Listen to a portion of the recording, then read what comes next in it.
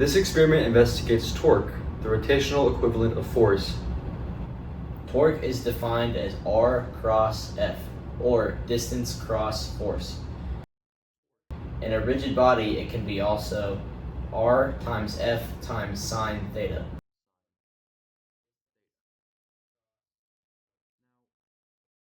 But in this experiment, theta is 90 degrees. Torque equals R times F. F for this lab is just the weight, mg. So torque in this lab equals Rmg. Our goal for this lab is that we'll be testing different weights and distances from a pivot to calculate torque and rotational equilibrium. For this lab, we chose many objects that had simple or clear centers of mass. So most of our objects' center of mass were usually found in the middle of the object. The procedure we used to find the center of mass involved us balancing the objects on the edge of a table and finding the exact moment that the object began to fall over. Once this happened, we knew the center of mass and gravity. We then did the same thing for each side and marked the center of mass with the star shape in the middle to give us a point of reference when we put each object on the ruler. After finding each object's center of mass, we weighed them on a scale. Each of these masses weighed up to 0.5 grams of what they're rounded to.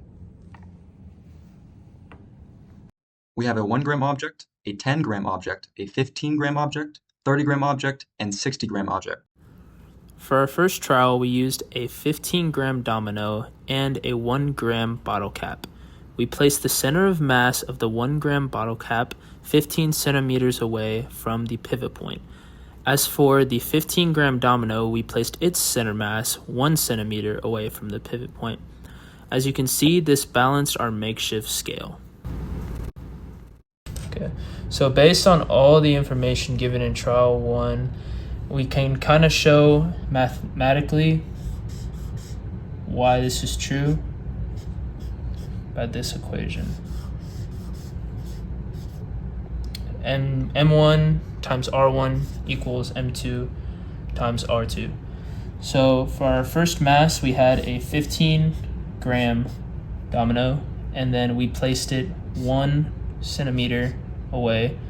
So you multiply those two together, you get 15. And then for the other side, we had our second mass, which was 1 gram, and then our second radius, which was technically 15 centimeters away from the pivot point. So now you do this multiplication, 1 times 15 was 15. And this shows why they were balanced on the scale. For our second trial, we used a 30 gram sauce packet and the 15 gram domino. We placed the 30 gram sauce packet 4 centimeters away from the pivot point, and then we placed the 15 gram domino 8 centimeters away from the pivot point. Since the sauce packet is double the mass and half the distance from the pivot point, it's balanced with the 15 gram domino 8 centimeters away from the pivot point.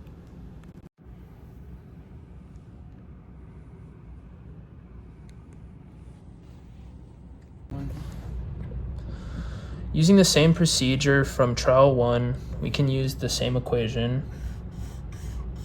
M1 times R1 equals M2 times R2. So for this one, our first mass was 30 grams, and our distance from the pivot point was 4 centimeters, which equaled our second mass, which was 15 grams, and times the 8 centimeters away from the pivot point. So multiplying these together, so 30 times 4 is 120. And 15 times 8 is also 120. So just like trial 1, this shows that they're the same and that why they balance the scale. At the beginning, sauce packet is 4 centimeters, and the domino is 8 centimeters. Now, although this force is greater than this one, the radius, they cancel out and they become the same.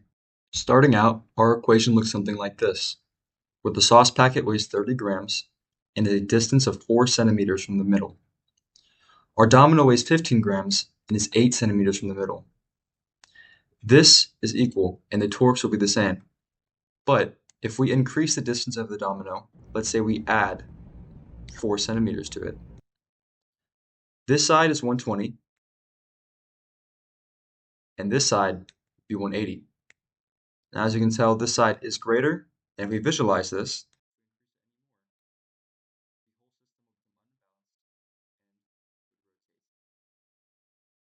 as you can see, when we change the distance of one object, the torques become unbalanced and the system breaks equilibrium and shifts to one side.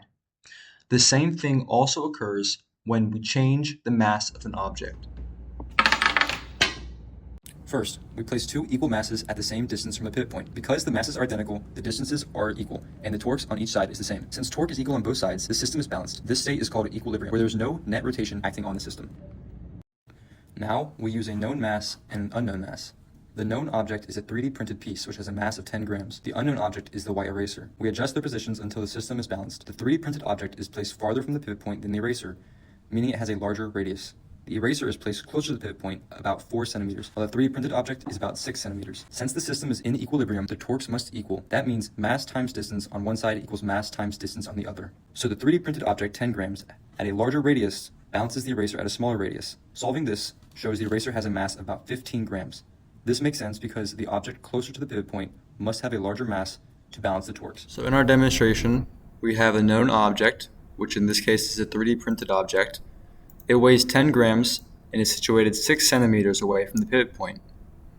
Now we have an unknown object, which is the eraser, and it's 4 centimeters from the pivot point. So we also know that we can find the mass using M1 D1 is equal to M2 D2. We'll say 10 grams is mass 1 and 6 centimeters is D1. 4 centimeters can be D2. So if we rearrange our equation like M1 D1 over D2, we can solve for M2. And by plugging in those numbers, we get 60 over 4, which is equal to 15 grams. Therefore, our eraser is 15 grams. It's also 3/2 ratio from the original mass. A real-life example of torque comes from wrenches.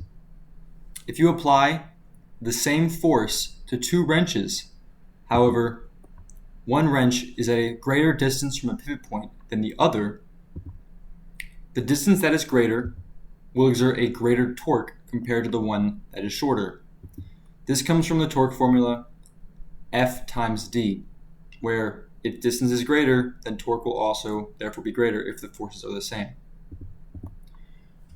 Another example of torque in real life is a seesaw. If you have two people who weigh the exact same, the seesaw will not move because their torques cancel each other out. However, let's say you have a bigger person on one side. That side will experience a greater torque, tilting the seesaw. This is another demonstration of torque pressing on a door. From this is the pivot point, and this distance is R. So if we go a lot of R, there's a bunch of torque being pushed into the door, and it's a lot easier to be pushed open like this. Not a lot of force was put into that.